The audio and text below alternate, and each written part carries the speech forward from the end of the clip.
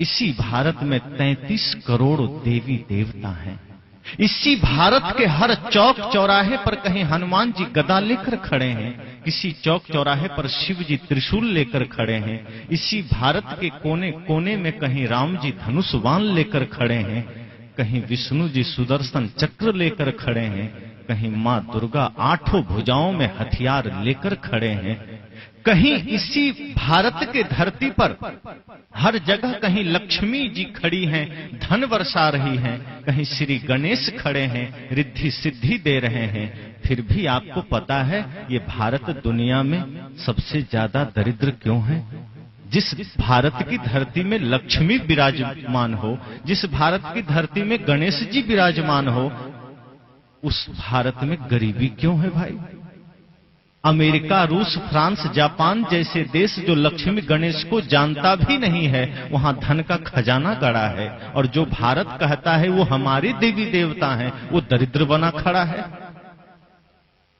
जो भारत कहता है कि ब्रह्मा जी हमारे यहां पैदा हुए, बल्कि ब्रह्मा जी ने सृष्टि को जन्म दिया, जो भारत कहता है विष्णु जी हमारे घर में हुए, जो भारत कहता है शिव जी हमारे घर में हुए। शिव जी मतलब संपूर्ण सृष्टि को नाश करने वाला महाकाल। जो महाकाल भारत की धरती में जन्म लिया, उस भारत को एक छोटा सा पाकिस्तान कितने जख्म दे रहा है, वो शिव जी कहां सो रहा है? आज जो भारत की सीमाओं की हालत है, आज जो पाकिस्तान आतंकवादी भेज भेज कर हमारे सैनिकों की हत्या कर रहा है, वो सैनिक आपकी ही कोई पुत्र है, कोई भाई है, कोई आपका ही सगा संबंधी है, जो उस बॉर्डर पर खड़ा है।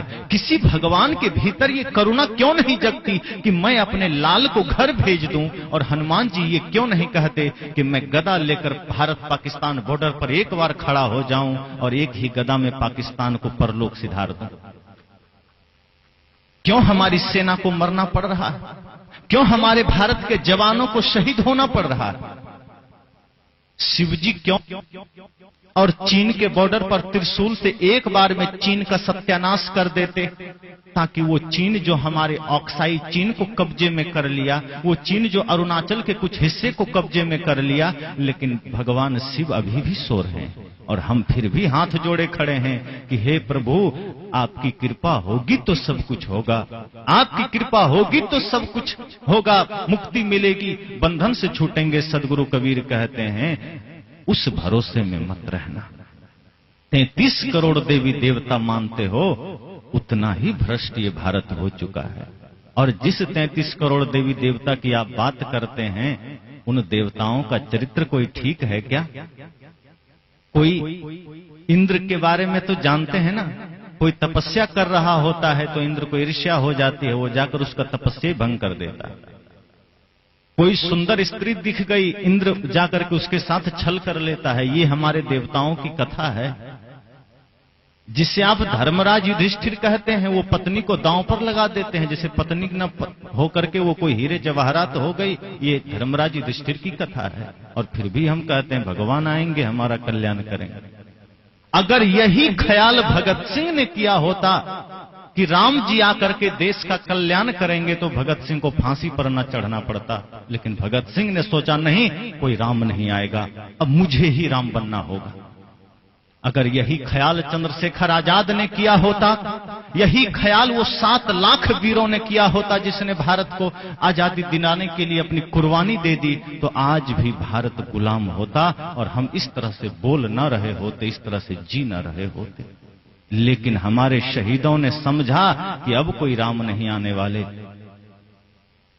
चलो राम के पद चिन्हों पर, अब राम हमें बनना होगा। चलो राम के पद चिन्हों पर अब इतिहास बदलना होगा। अब तो राम स्वयं बनो, अब तो लक्ष्मण स्वयं बनो, अब तो वो शक्ति स्वयं में जगाओ जो सदगुरु कबीर कहते हैं कि तेरा साईं तुझ में जाग सके तो जाग, किसकी आशा करते? और बाहर की आशा कब तक काम करेगी? दूसरे की आशा पर कब तक चलोगे? इतने देवी देवता के होते हुए ये भारत आज जिस स्थिति में गुजर रहा है, आदमी को समझना चाहिए।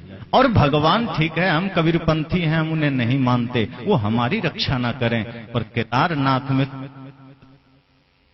केदारनाथ में तो उन्हीं के भक्त गए थे और सब काल कलवित हो गए, अपने भक्त को भी नहीं बचा पाए।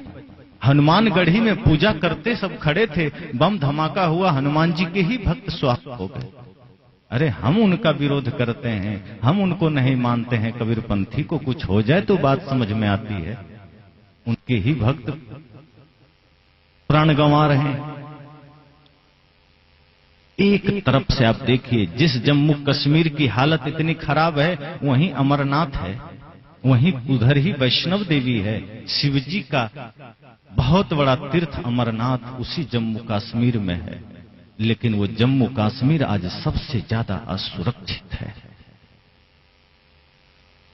जिस देश में इतने सारे भगवान हों, जिस देश के एक एक घर में इतने सारे भगवान हों, वो देश इतना कंगाल कैसे हो सकता है? हमें सोचना होगा। जिन महापुरुषों ने हमें जगाने का प्रयास किया, जिन संतों ने हमें जगाने का प्रयास किया, हमने उन्हें ध्यान ही नहीं दिया। कभी इसी धरती पर महात्मा बुद्ध आकर के हमें झकझोरते हैं।